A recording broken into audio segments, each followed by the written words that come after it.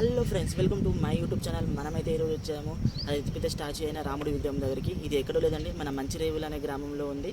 So Narsingi నుంచి మనకు 3 kilometres, మనకు గచ్చిబౌలి నుంచి అయితే 10 కిలోమీటర్స్ అవైలబిలిటీలో ఉంటుంది. సో మీరు కూడా తప్పకుండా విజిట్ చేయండి. ఇప్పుడు దీని గురించి ఫుల్ వీడియో తెలుసుకుందాం.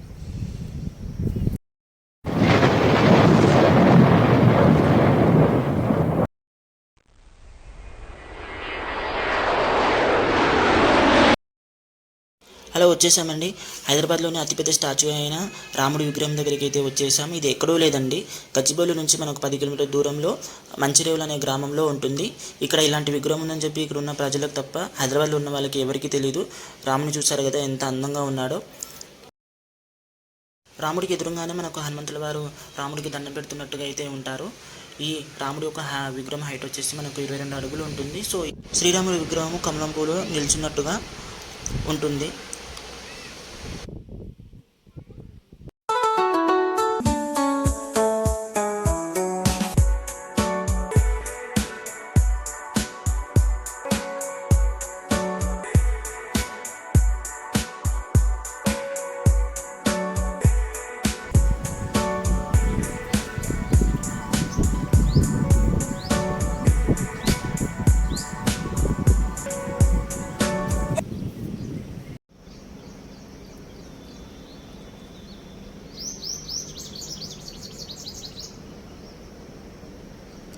మనకు శ్రీరాముడి విగ్రహం పక్కనే మనకు ఒక బావి, అలాగే శ్రీరాముడి వెనకాల సైడ్ మనకి చెరువు, పెద్ద చెరువు ఉంటుంది.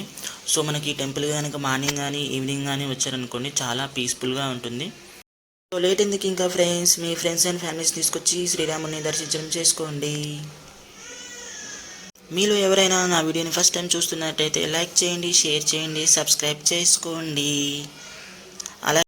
రాముడి విగ్రహం పక్కనే మనకి రామాలయం, నవగ్రహాలు ఉంటాయి. మీరు అవి కూడా దర్శనం చేసుకొని దండం పెట్టుకొని ఇంకొకసారి మనస్ఫూర్తిగా మళ్ళీ మన రాముడిని తలుచుకుంటూ రాముని తనివి తీరా చూసుకుంటూ, అలాగే పక్కనే మనకి శివాలయం కూడా ఉంటుంది. శివాలయాన్ని కూడా శివుని పూజించుకొని మనం ఇంకా వెళ్దాము. ఇప్పుడు యాక్చువల్గా అయితే శివాలయం లోపలికి వెళ్ళొచ్చు, కాకపోతే అక్కడ షూటింగ్ జరుగుతుందని మనం వెళ్ళలేదు. నా వీడియోని సబ్స్క్రైబ్ చేసుకోండి.